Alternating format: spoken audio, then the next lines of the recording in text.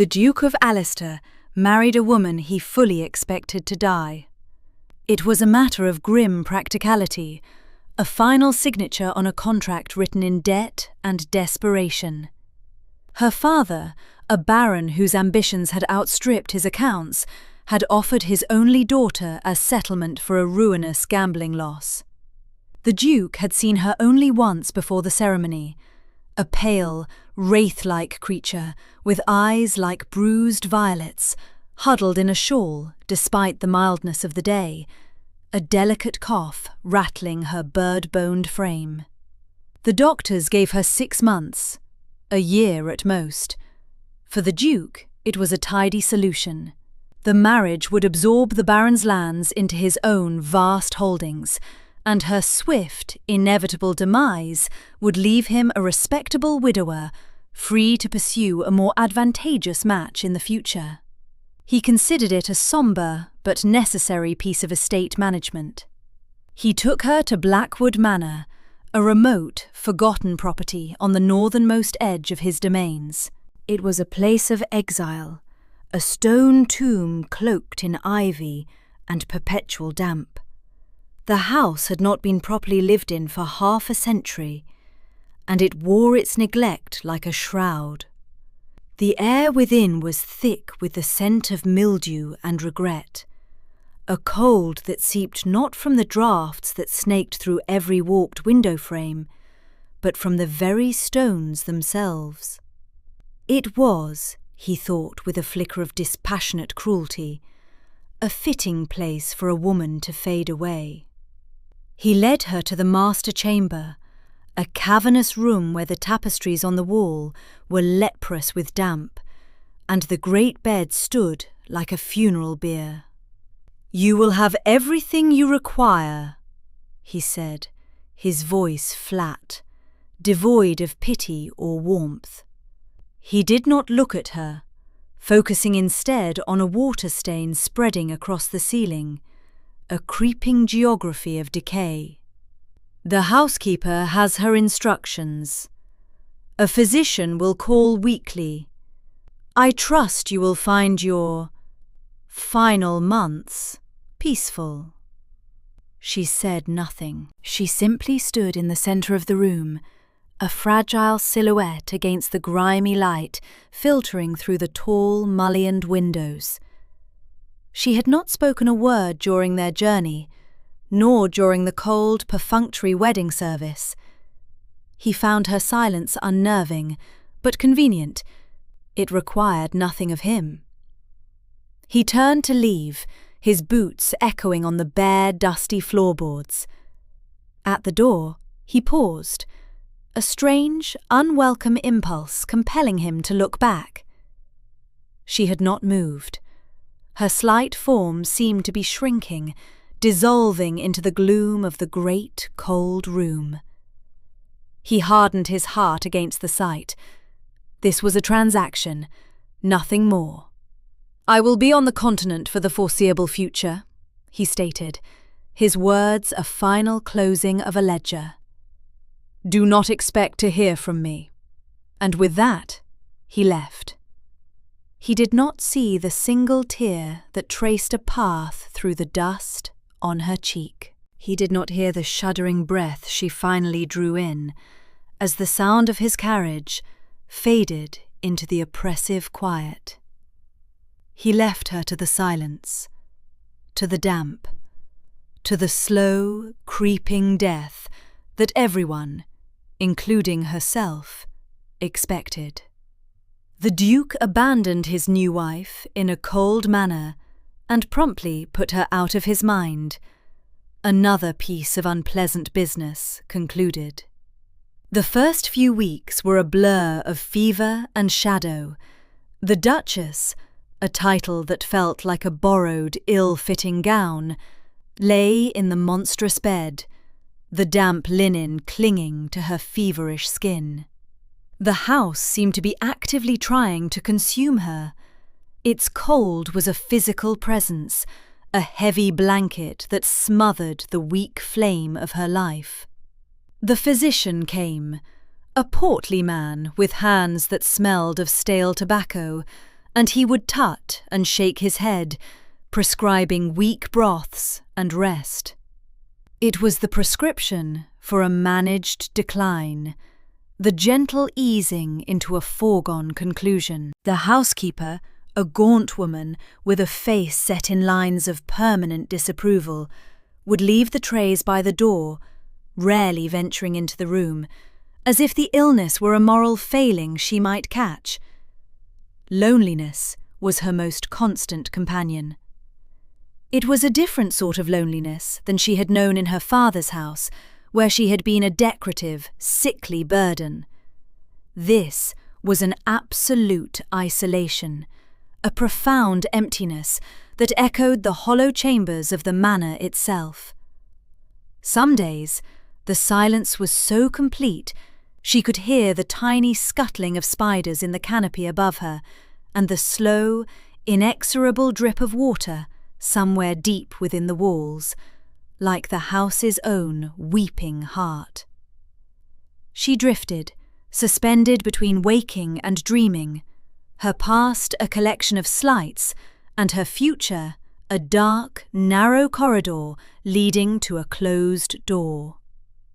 Death was not a terror, it was an expectation, a final, quiet appointment she was resigned to keep. The turning point came not with a crash of thunder or a sudden revelation, but with a whisper.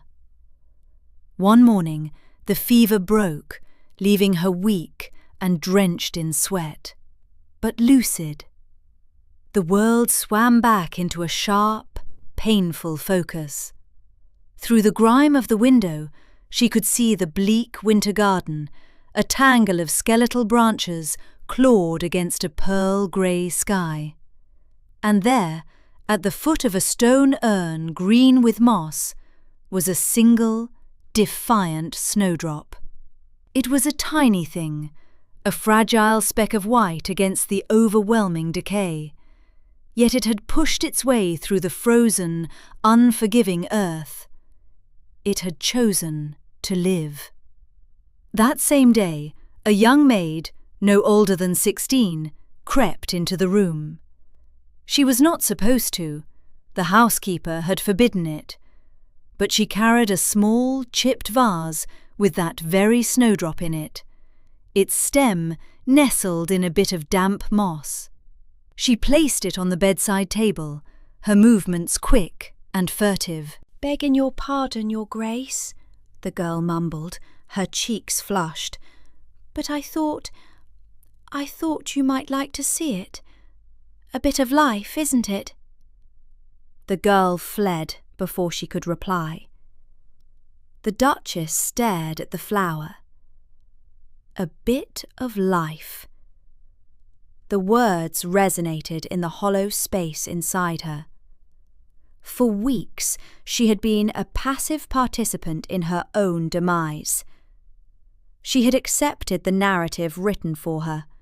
Frail, doomed, forgotten. She had lain in this bed and waited for the end. But looking at that small, fierce flower, a different feeling stirred within her. Something fragile but tenacious. It was not hope, not yet. It was something sharper. It was resolve. She sat up, the movement sending a wave of dizziness through her.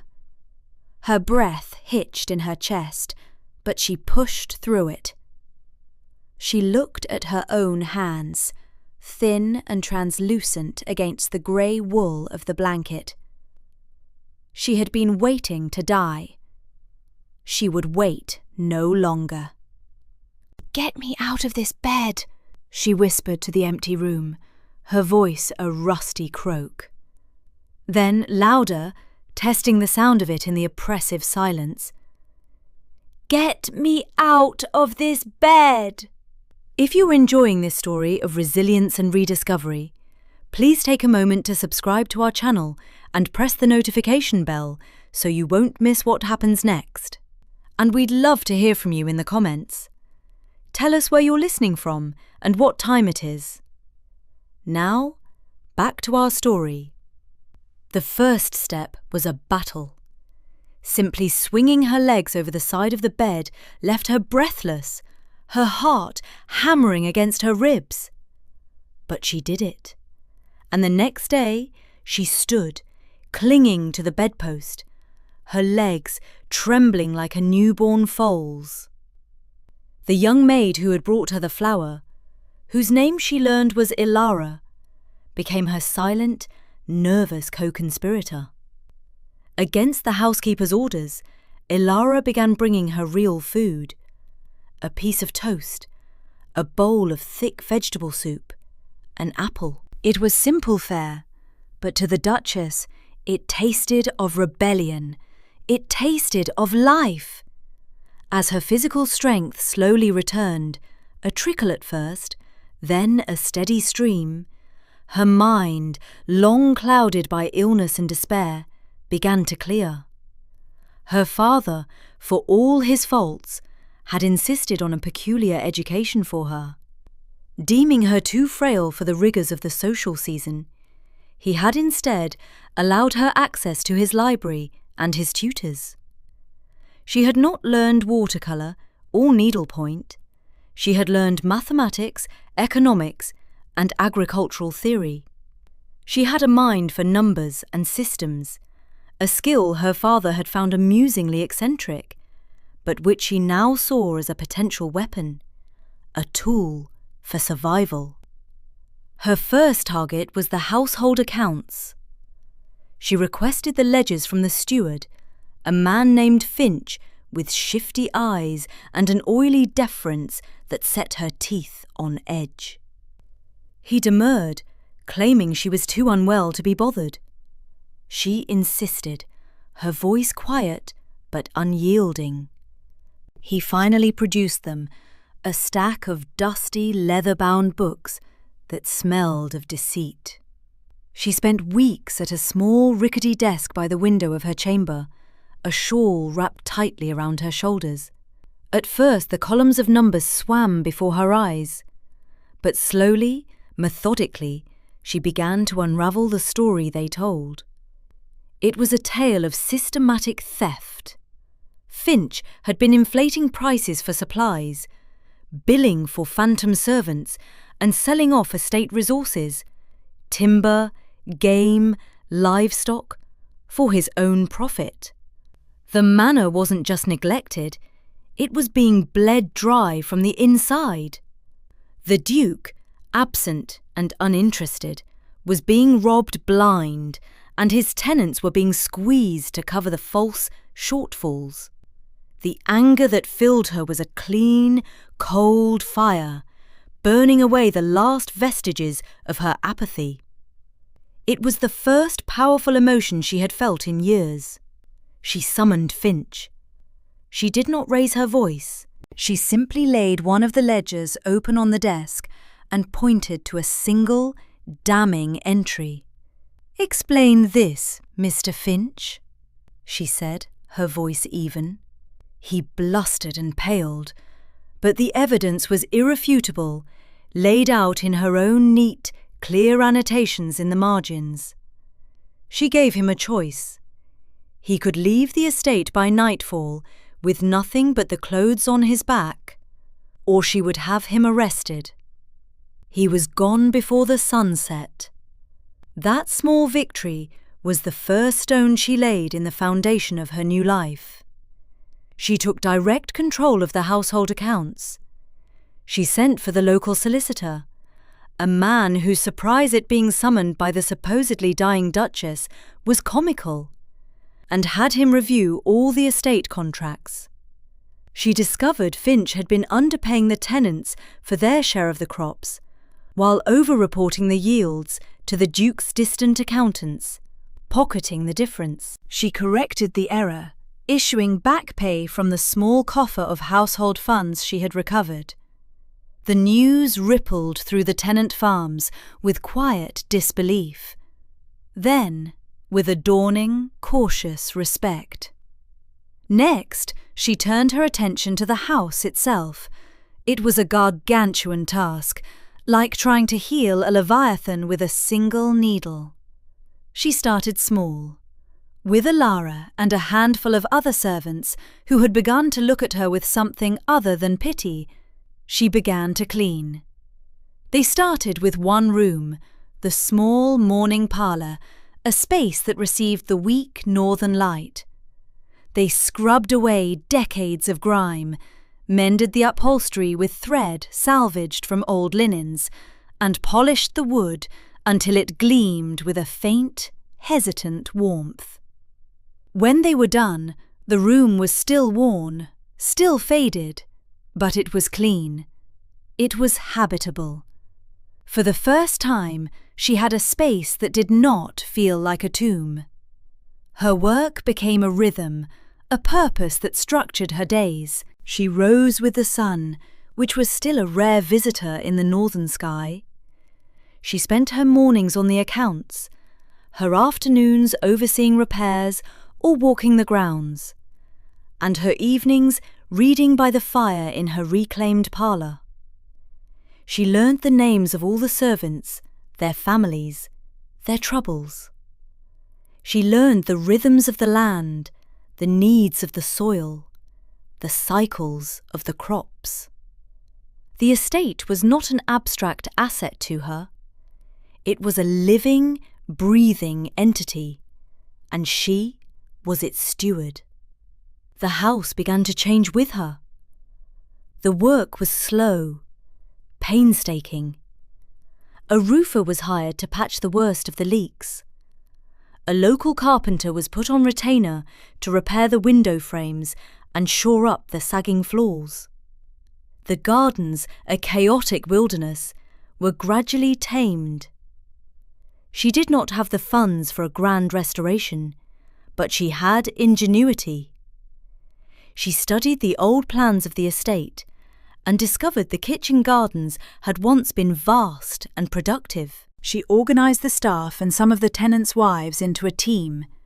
They cleared the weeds, turned the soil, and planted. That first summer, they ate fresh vegetables from their own garden, a small miracle of flavour and life. Slowly, imperceptibly at first, the manor began to breathe again. The scent of mildew was replaced by the smell of beeswax, wood smoke, and baking bread. Laughter, a sound the halls had not heard in generations, could sometimes be heard from the kitchens. The house was still old, still scarred, but it was no longer dying. It was becoming a home. And the Duchess herself was transformed. The fresh air and hard work brought a healthy colour to her cheeks. The constant cough that had plagued her for years subsided, then vanished altogether. She was still slender, but it was the lean, strong slenderness of a sapling, not the fragile thinness of a dying flower. Her eyes, once clouded with resignation, were now clear and sharp with intelligence and purpose. She had arrived at Blackwood a phantom, a woman waiting for her own end. But in the heart of that decaying place, she had not found a grave. She had found herself. 3 years passed, 3 years of quiet, relentless work. 3 years in which she heard nothing from her husband. The Duke of Alistair, as far as she knew, had forgotten she existed, and she, in turn, had learned to live without him. She was not the Duchess of Alistair. She was the mistress of Blackwood, and that was enough. The Duke returned to Blackwood on a miserable autumn evening, 3 years and 4 months after he had left. He came not in a grand carriage, but on horseback, alone, spattered with mud and weariness. The war on the continent had ended, followed by a tedious and frustrating peace negotiation that had frayed his nerves and soured his spirit. He was bone-tired, seeking not comfort, but a profound and isolating silence. Blackwood, the tomb he had chosen for his inconvenient wife, seemed the perfect place to find it. He remembered its oppressive quiet, its pervading chill, and perversely, he craved it. He wanted a place that would ask nothing of him, a place as empty as he felt. The first sign that something was amiss was the gate. He remembered it hanging crookedly on one hinge, choked with rust and thorns.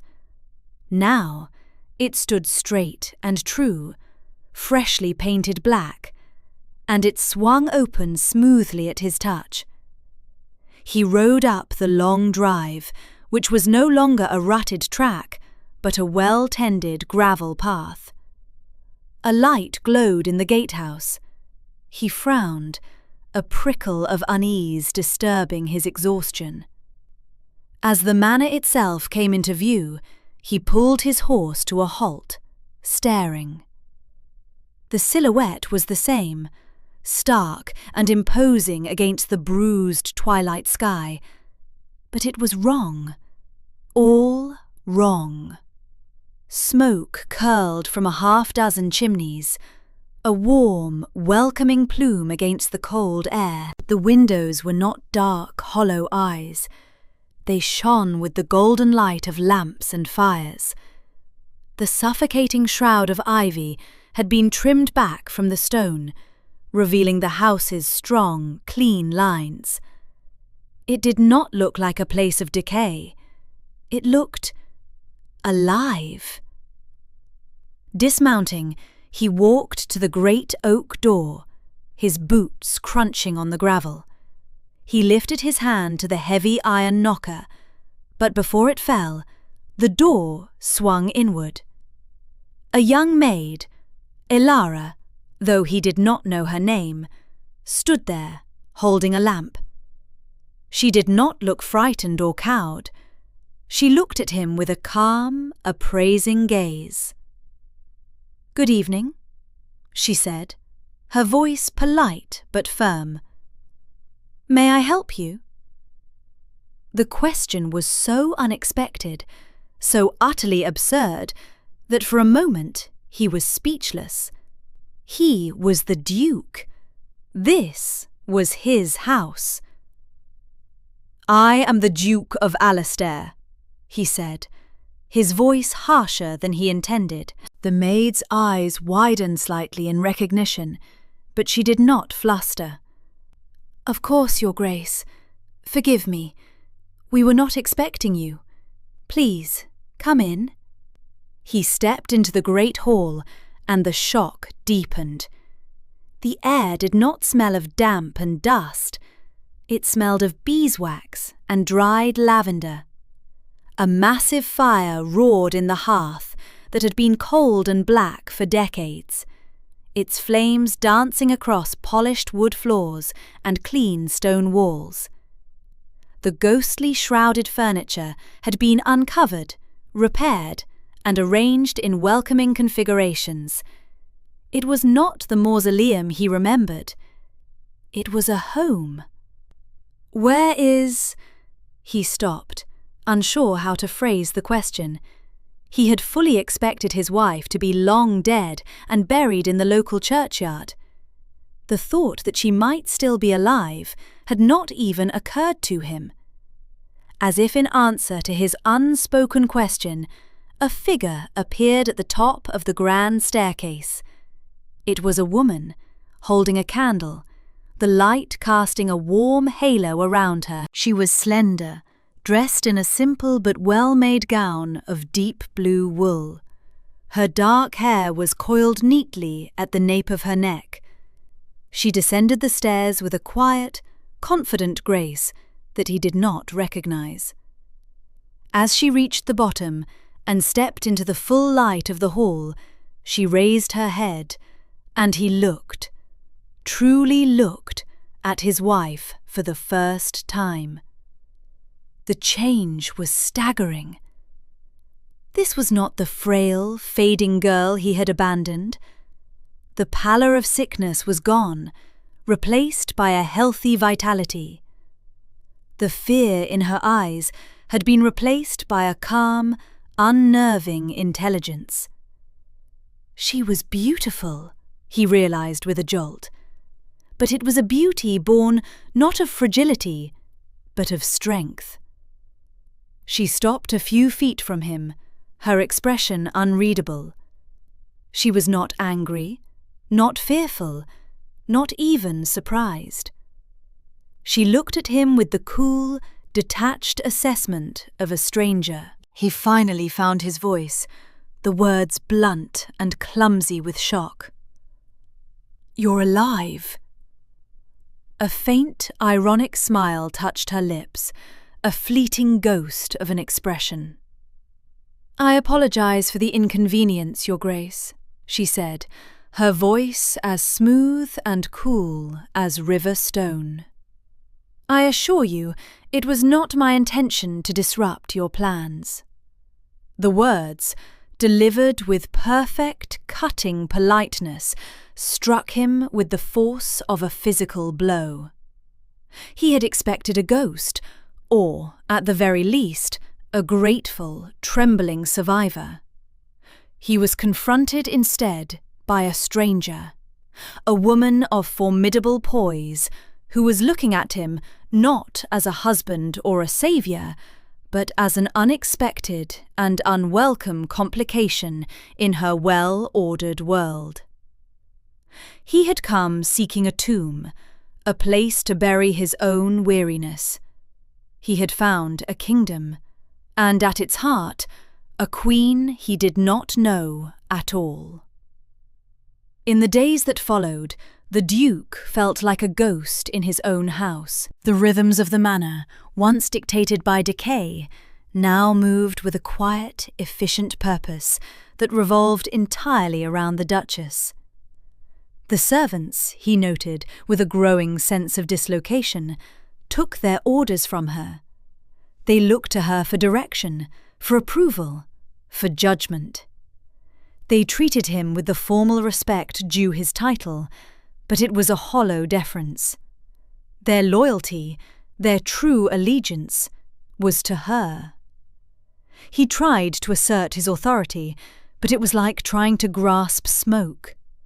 He would issue an order, only to be politely informed by the housekeeper, a new, competent woman who had replaced the dour crone of his memory, that Her Grace had already arranged the matter differently and more efficiently. He attempted to review the estate ledgers, a task he had always loathed but felt was his duty, only to find them flawless, balanced to the penny, with neat, detailed reports on crop yields, tenant profits, and infrastructure investments he hadn't even known were necessary. Her handwriting was as clear and logical as her management. He saw her competence everywhere he looked, in the mended fences that now properly contained the livestock, in the newly dredged irrigation ditches that made the lower fields more fertile, in the contented, well-fed look of the tenants, who tipped their hats to him with a respect that felt earned on her behalf, not his. She had not merely survived in this place. She had taken its broken pieces and built something strong and whole. She had done it without him. She had done it in spite of him. He felt utterly superfluous. His title, his power, his wealth, they were meaningless here. This was her domain, built not by inheritance, but by sheer force of will. He took to long, solitary walks across the estate, trying to reconcile the landscape of his memory with the thriving reality before him. He found himself chopping wood for the household fires.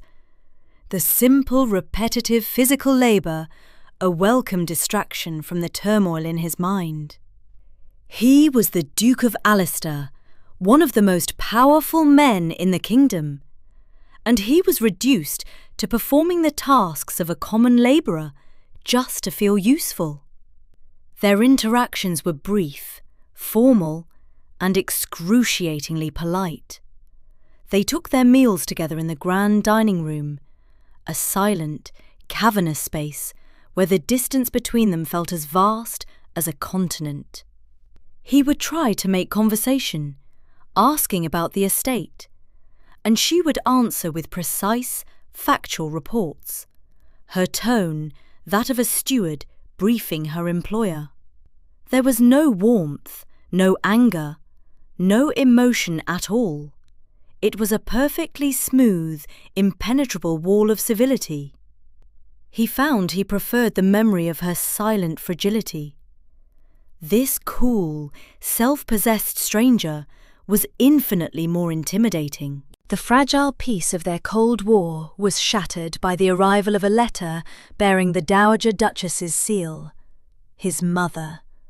A woman whose will was as unbending as iron and whose social machinations were legendary. The letter announced her imminent arrival, stating her intention to finally meet the poor, sickly creature he had married and to set his household in proper order. The Duke felt a familiar wave of dread. His mother did not approve of the marriage, seeing it as a messy, low-born entanglement.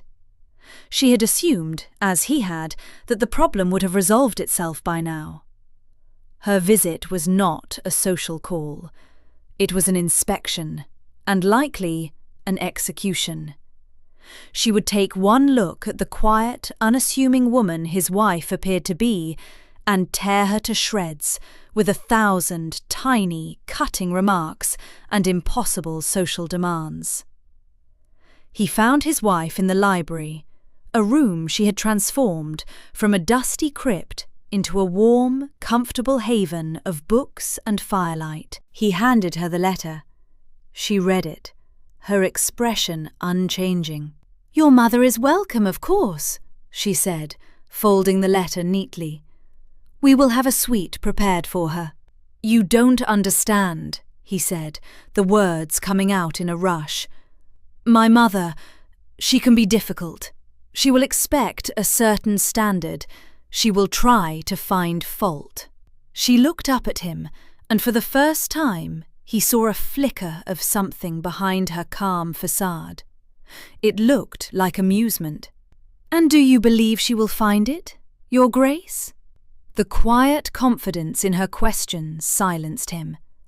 He looked around the perfectly ordered room, thought of the smoothly running household, the profitable estate, the loyal staff.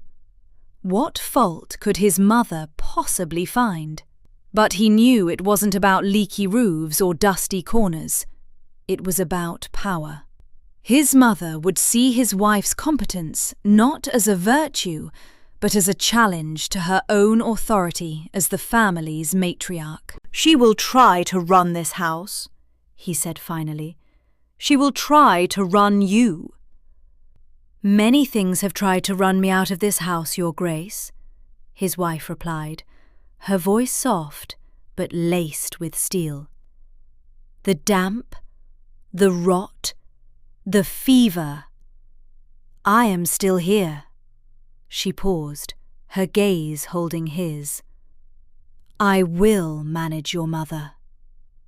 It was a declaration of war, delivered with the serene calm of a queen, and in that moment the Duke realized two things with sickening clarity. First, that he did not want his mother to win, and second, that for the first time in his life he was genuinely afraid for someone other than himself. He had brought this woman to this house to die, and now, against all logic and reason, he found himself wanting, desperately, to protect her. The Dowager Duchess arrived like a storm front, all rustling silk, sharp perfume, and critical pronouncements. She was a small, bird-like woman, but she commanded a room with the gravity of a field marshal. She swept through the manor, her lorgnette raised, inspecting every corner for flaws, her lips pursed in a permanent state of disapproval. To the Duke's astonishment and the Dowager's visible frustration, she found none. The house was immaculate, the servants well-trained, the food exquisite. But the Dowager's true target was not the household, it was its mistress. She subjected the Duchess to a relentless barrage of subtle and not-so-subtle attacks. She criticised her simple gowns, her lack of fashionable jewellery, her quiet demeanour. She reminisced endlessly about the great parties and social triumphs of her own era, implying that the current Duchess was woefully inadequate to her station. She treated her daughter-in-law not as the Duchess of Alistair, but as a provincial curiosity, a temporary placeholder. Through it all, his wife remained unruffled. She met every barbed comment with unassailable politeness. She answered every impossible demand with quiet competence. She did not rise to the bait, nor did she shrink away. She simply absorbed the Dowager's attacks with a placid strength that seemed to infuriate the older woman even more. The crisis came during a dinner party the Dowager had insisted on hosting for some of the local gentry, a transparent attempt to expose the Duchess's social ineptitude. The evening was tense, the air thick with unspoken conflict. The Dowager held court, telling a long, pointed story about a previous duke who had been forced to annul a marriage to a woman of unsuitable temperament and fragile health. The implication was as sharp and cold as a shard of glass. The Duke felt a hot surge of anger. He opened his mouth to intervene, to defend his wife, but before he could speak, she acted. She did not cause a scene. She did not trade insults. She simply turned to the gentleman seated beside her, a landowner known for his innovative farming techniques, and began to speak. Her voice was not loud, but it carried a quiet authority that cut through the Dowager's monologue. She asked him a detailed, highly technical question about crop rotation and soil nitrogen levels. The gentleman, surprised and impressed, launched into an enthusiastic explanation. Soon, others at the table, fellow landowners and their wives, were leaning in, drawn into a fascinating, practical discussion about the very land they all depended on. Within minutes, the conversation at the table had shifted entirely, leaving the Dowager sitting in a pocket of stunned, impotent silence. His wife had not fought the Dowager on her battlefield of social sniping. She had simply changed the battlefield to one where she was the undisputed expert. He watched her, a sense of awe washing over him.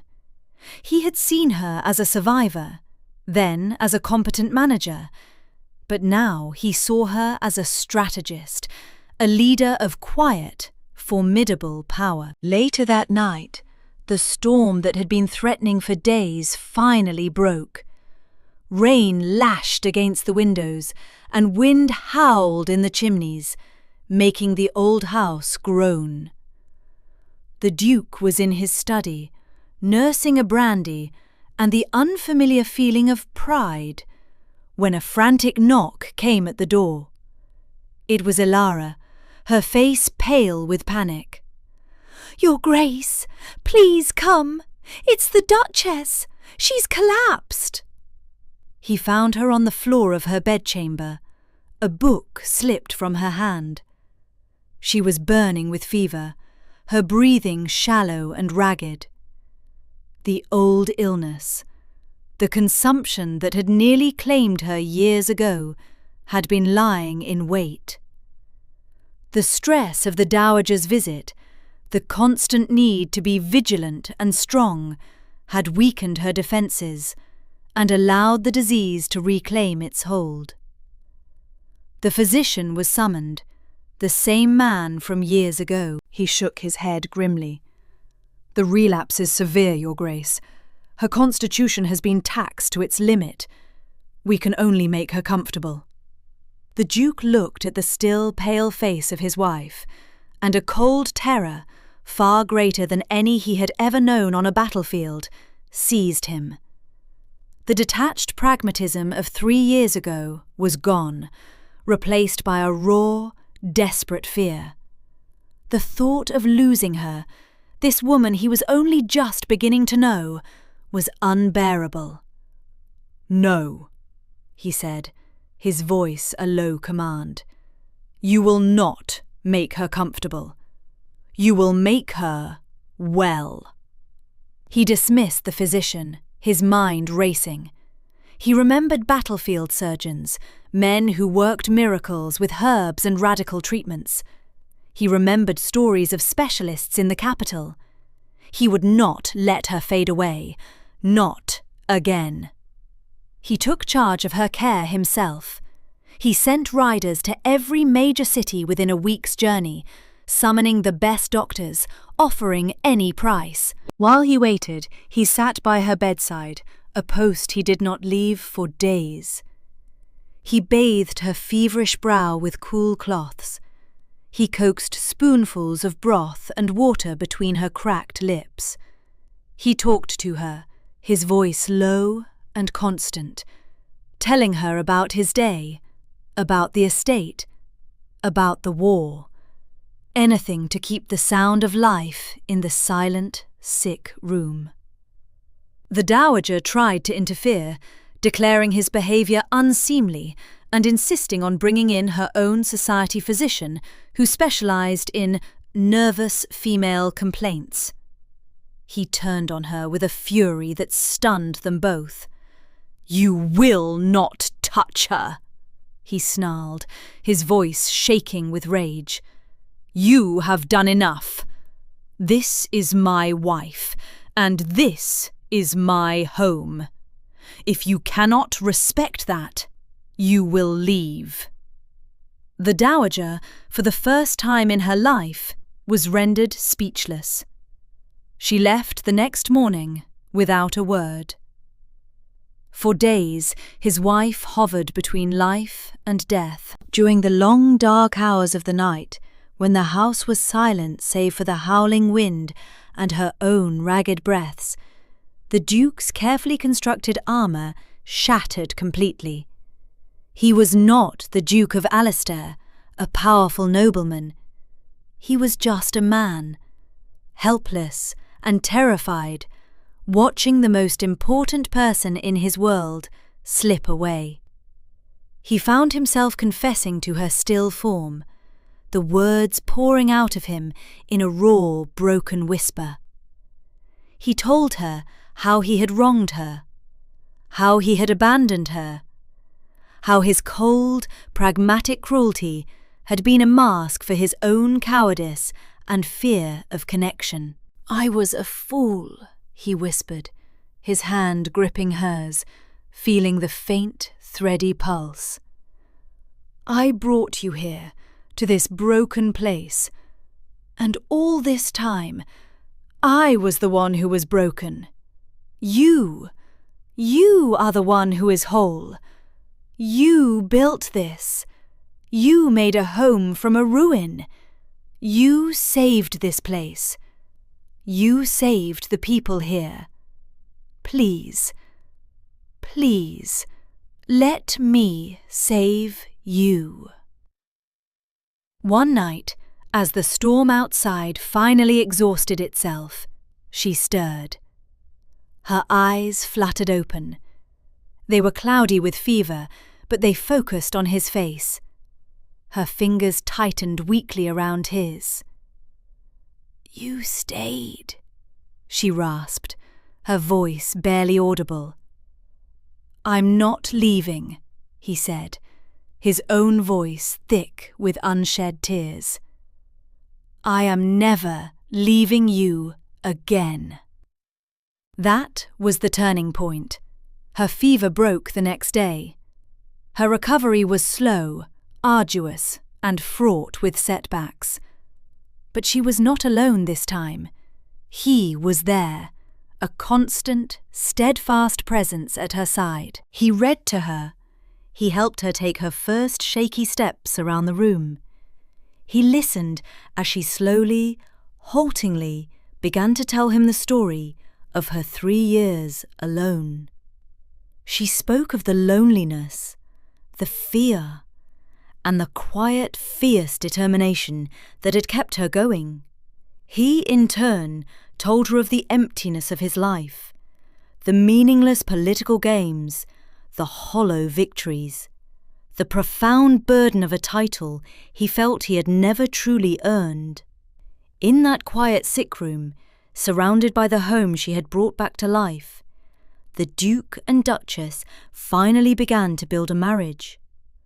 They were no longer a distant lord and a resilient survivor. They were two broken people, finding in each other the missing pieces of themselves.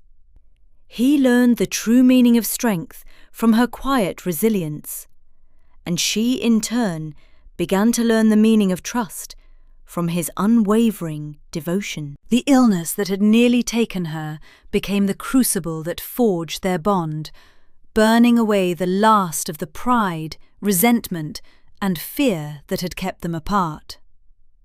Word of the Dowager's ignominious departure and the Duke's shocking devotion to his provincial wife spread through the town like wildfire.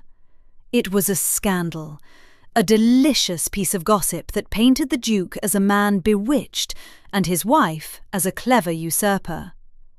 The Dowager, stinging from her defeat, fanned the flames, letting it be known that the marriage had been a dreadful mistake, and that her son was being held captive by an ambitious, low-born schemer. An invitation to the annual St. James Ball, the pinnacle of the social season, was a clear test. To refuse would be to admit defeat and retreat from society. To attend would be to walk into the lion's den. "We don't have to go," he told her one evening, as she sat propped up with pillows by the fire, her strength slowly returning. "We don't need their approval." She looked at him, her gaze clear and steady. "You are the Duke of Alistair. This is your world. We will not run from it, but we will face it together." When they entered the glittering ballroom, a hush fell over the assembled crowd. All eyes were on them. He felt the familiar pressure of their judgment, the weight of their expectations. But this time it was different. He was not alone. He looked down at his wife on his arm. She was not dressed in the latest Parisian fashion, but in a simple, elegant gown of deep emerald silk that she had designed herself and had made by a local seamstress. She wore no jewels except for a simple string of pearls. She did not look like the other women in the room, dripping with diamonds and desperation. She looked serene, confident, and utterly magnificent. She belonged to herself. The Dowager, holding court in the centre of the room, saw them, and her face tightened into a mask of cold fury. This was her moment of reckoning. She began to move toward them, a predator closing in on her prey, her circle of sycophants trailing in her wake. "My dear son," the Dowager began, her voice carrying across the silent room, "I am so glad you could pry yourself away. And you brought your wife. I do hope you are feeling stronger, my dear. Such a delicate constitution requires a great deal of rest, far from the excitements of London." It was a public dismissal, a declaration that his wife was unfit for this world. The crowd watched, waiting for the kill. The Duke felt his wife's hand tighten ever so slightly on his arm. He looked down at her, and she gave him a small, almost imperceptible nod. It was his turn to fight. He drew himself up to his full height and turned to face his mother. His voice, when he spoke, was not loud, but it resonated with a power and conviction no one in that room had ever heard from him before. "Mother," he said, his tone clear and cold, "you are mistaken. My wife's constitution is not delicate. It is forged from iron. While I was playing at politics and war, she was fighting a real battle. She took a dying estate, a place I had abandoned to rot, and she breathed life back into it. She faced down thieves, decay and disease. She saved my tenants from ruin and my home from oblivion. Everything I am, everything I have that is of any worth, I owe to her." He turned from his stunned mother to address the crowd, his gaze sweeping over their shocked faces.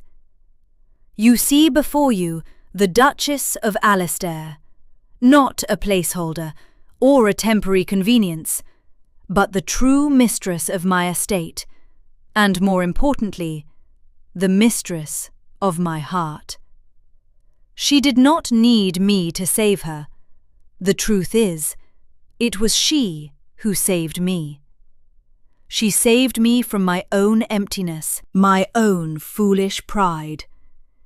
Any of you who dare to show her anything less than the utmost respect will answer to me." He then turned his back on his speechless mother and the gossiping crowd.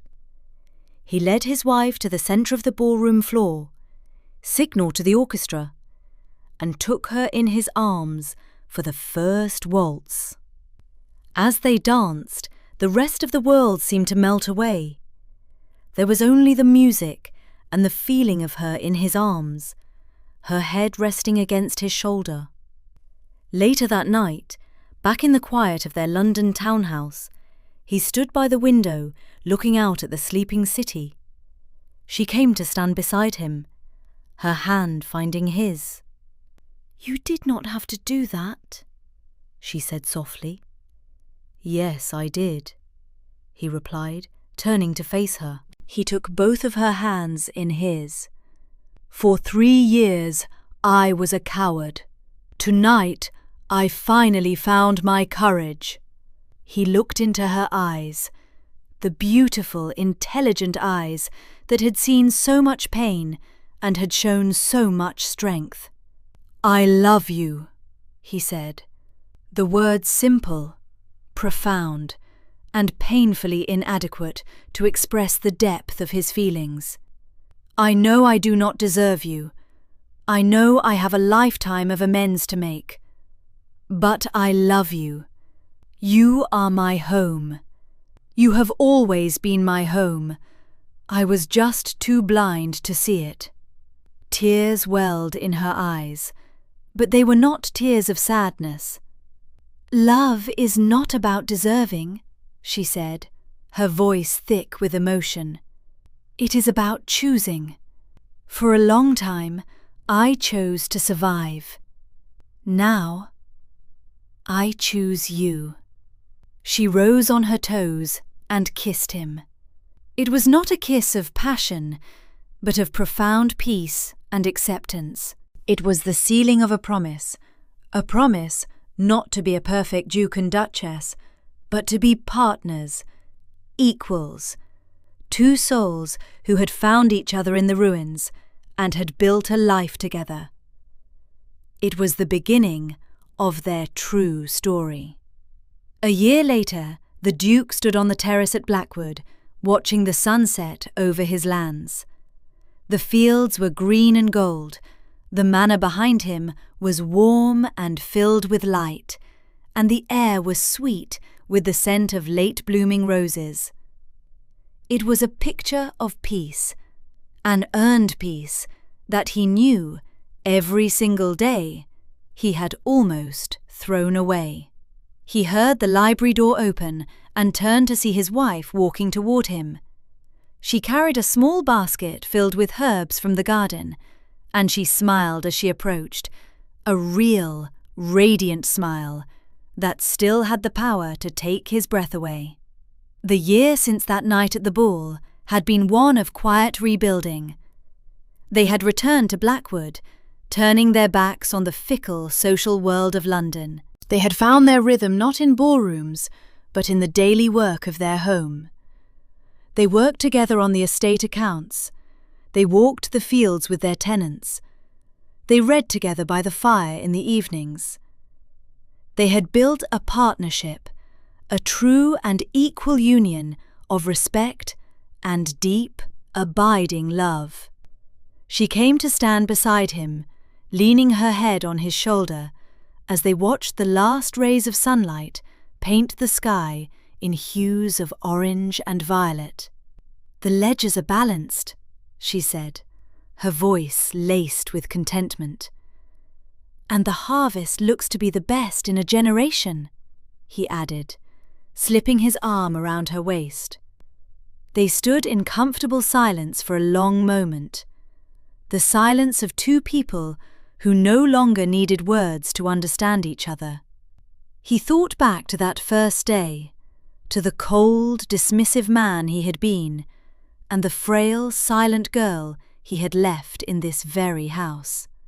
It seemed a lifetime ago, a story about two other people. The man he was now had been born in this place, forged in the fires of regret and tempered by her incredible grace. "I was thinking today," she said softly, her fingers tracing the pattern on the stone balustrade, "about that first winter. How cold it was.